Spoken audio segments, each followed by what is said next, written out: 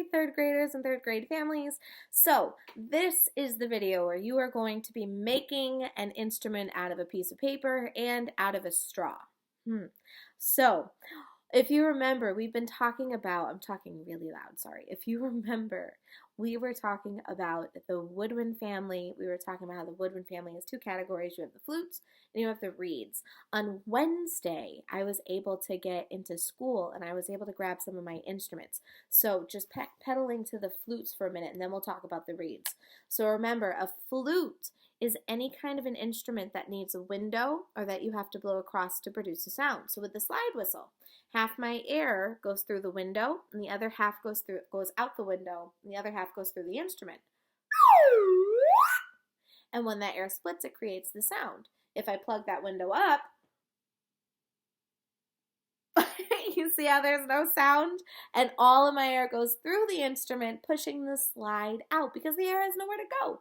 The slide is kind of preventing any air of coming out the end of the instrument, and my finger was blocking up the window. No window, no sound.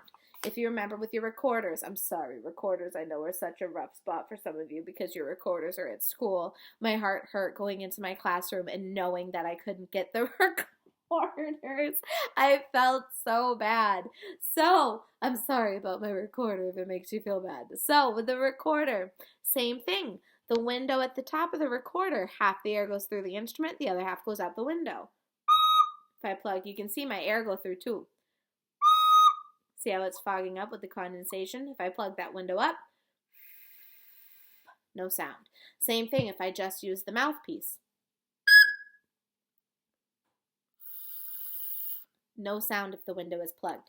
If the air cannot split, the air cannot vibrate. No vibrations means no sound. I have one more flute that I want to show you that's really cool. I forgot I had this at home, and when I was looking the other day for a plug for my keyboard, I came across my wooden recorder. I'll be sure to bring this into school for you when we come back. So my wooden recorder kind of looks like my bamboo flute, but it's not made out of bamboo. I'm not 100% sure what material or what wood this is made out of. It is made out of wood. I don't know what kind. But right here, it's not just painted. They cut pieces of the wood out. So they carved some of it out in order to get that really beautiful, intricate design. It's a beautiful recorder. Yes, it is a recorder. You see, here's my window at the top. Here's the hole that's on the back for my thumb. You'll notice, though, that the fingering's a little bit different. Instead of having a spot for my pinky on the bottom, now I only have 6 fingers covering, what note is 6 fingers? 6 fingers covering down. Think, think, think. It is a low D. So low D. Pretty cool, huh? The sound sounds a little bit different with the wooden recorder than it does with a plastic recorder because of the materials that it's made out of. So that was a super cool fact. I had to show it to you because they're all here and I wanted to show you now that I have them all. What you're going to be doing today is well, you're going to be making reed instruments. Remember, a reed instrument is any kind of an instrument that you need a reed to play. This reed is a single reed.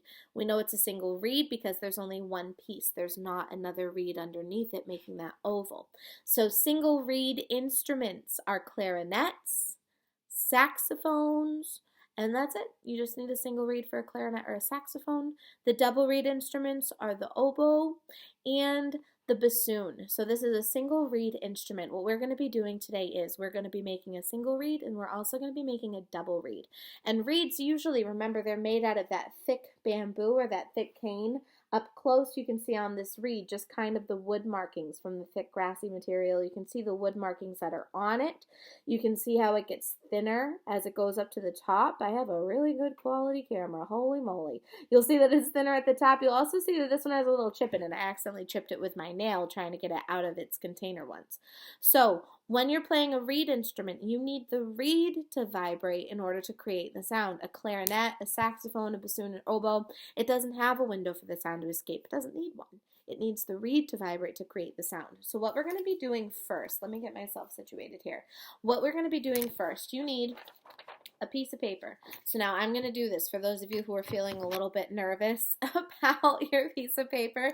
You need a ruler. Look at my fun clear one. You need a ruler, and you're going to be measuring out 8 inches by 2 inches. So what I'm going to do first is I'm going to line my ruler up here, and then just anywhere on my paper, I'm going to put a mark with my pen of where 8 inches is. So here's my 8 inches. So that's how high up I'm going. Then you want to measure 2 inches wide. I need to move this over here so I have a little bit more space. So you need 8 inches high by 2 inches wide. Yep. So now I'm going to draw myself a nice little line here all the way up to my 8 inches. This should be good. Remember, it doesn't have to be exactly 8 inches. If your piece of paper is a little bit longer will be okay. Shorter, probably not so much. So you see my line. So now I'm going to take my scissors and I'm going to cut my 8 by 2 inch piece of paper. And then we're going to go through how to fold it. So now make sure that you're not just folding it all willy-nilly. Make sure that you hold on a second here and we'll fold it all together. And remember, if you're having trouble folding it, you can always pause the video if you need a minute to catch up. Totally fine. I'm going to go slow, but if you need a minute to just kind of pause and hang out, that's okay. So here is my 8 inch by 2 inch piece of paper. So the first thing you're going to do, you're going to fold your piece of paper over. So you want to fold your piece of paper over so you have kind of a long rectangle. So there's our piece of paper. Once you're ready and once your paper's folded, you're going to turn it into a letter V. So I'm going to wait a minute. So you fold your piece of paper over, and then once it's all folded, you're going to turn it into a letter V. I'm going to wait one more second. I don't want people to feel rushed or nervous or like you have to pause the video. It's okay. We'll wait a minute.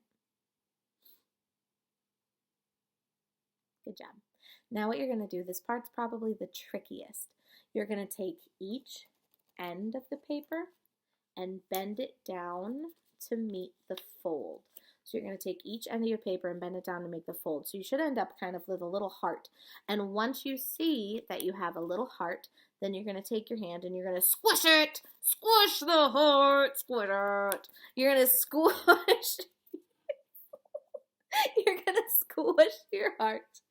And then you're going to turn it into a letter W. It'll be, don't panic if it's a letter M. Just flip it upside down if you got a letter M. Turn it into a W.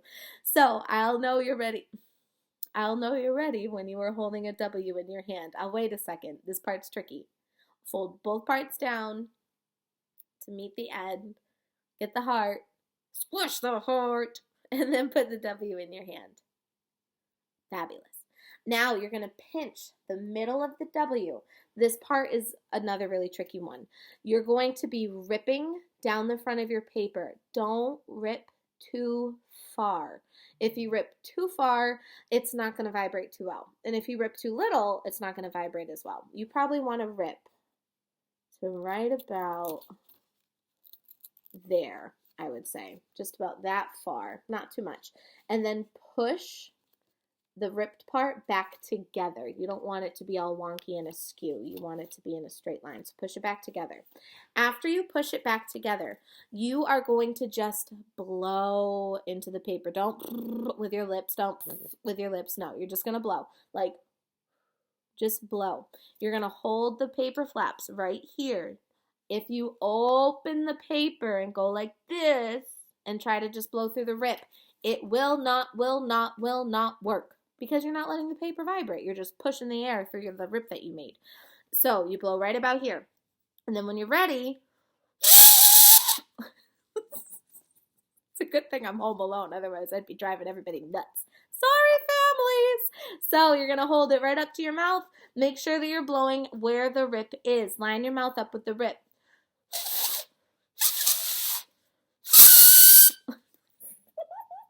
If you don't get it the first time, that is okay. Keep trying. Move the paper up and down on your mouth. I put it up my nose. That's all right. Move the paper up and down on your mouth.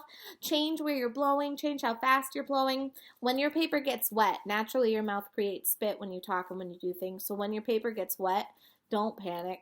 Not a big deal. Not a big deal at all. Cut a new piece of paper. Look how much paper I have left over from just cutting out my one little piece. Just cut a new piece of paper. You know what the instructions are now. If you don't get a sound, don't get discouraged. It's okay. Just keep trying. Just keep trying it out. I'm going to put that one off to the side for a minute. The next one that you need is a straw. So now this one's a little more complicated. You'll see that I got a straw from Dunkin' Donuts. I went out and got a hot chocolate the other day just so I could get myself a straw. The lady looked at me like I was crazy because I'm getting a hot chocolate and a straw. But she didn't ask any questions. She just let me take the straw. So you're going to take your straw. What you're going to do, I don't know how well this straw is going to work. I should have asked for one of the thicker straws, but that's okay. This is a thinner straw. You're going to flatten out the top of the straw with your fingers. Make sure your hands are clean. I also wiped down my scissors with a Clorox wipe, or you can use soap and water. I also cleaned off my scissors too, just to make sure that was clean too, because the straws will be going in your mouth. So if you want to pause the video now, just to give your scissors a good wipe down and just to make sure that your hands are clean, I would definitely suggest that you do so. So just give me a pause. I'll be here waiting when you get back. So you're going to flatten out the top of your straw. You don't want to flatten it too much. You don't want to dent the plastic. You just want to flatten it enough where it's getting kind of a double reed look. So here's the other end of my straw that's perfectly round, and then this side of my straw, you can see it's starting to get like an oval look to it. You want it to have that double reed look because we're currently making a double reed. So this is how your double reed works. What you're going to do, I'm going to point my camera down a little bit so you can see where I'll be cutting. Look at my nice cheetah. So you're going to take your scissors and you are going to cut, this is so bizarre, you're going to cut a triangle, I don't want to cut my hands, at the top of your straw. So there's one, and then you're going to cut the other side. So you should have a triangle kind of like this at the top of your straw. You see how it's a point a little bit? Mine might not be pointy enough, but that's okay. So you have the point that's at the top. You can see that it has the big letter V from where I went down. So what you're going to do, I'm going to get my plastic out of here so I don't drop it on my rug. So you need to put the straw in your mouth where you cannot see the opening. If you put the straw in like this, see how it's open? It's not going to create a sound. It has to go like this. You want to bite very lightly. Do you see how when I squeeze here, it opens up a little bit?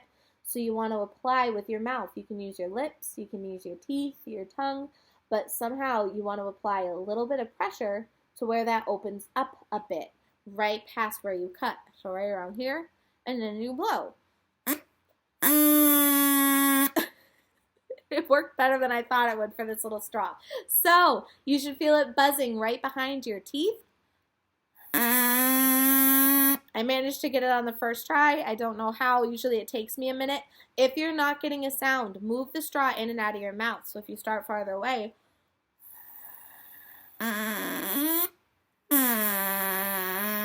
you have to play around with the pressure a little bit and where exactly you're applying it. If you're biting too far down, it's not going to make a sound. So then you just slide the straw out of your mouth a little bit until it gets to the right spot to make the sound. Then if you want to play with the pitch, you can take the scissors. It flew right off my table. You can take, oh boy, oh gosh.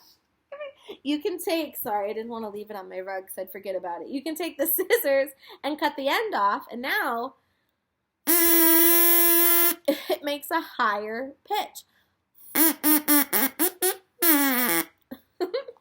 You can even cut a little bit more. I'm going to be more careful this time. There we go. That doesn't fly anywhere. And make the pitch even higher. Remember, once you cut it, you cannot grow it back. So make sure that you're being careful that you don't cut too low.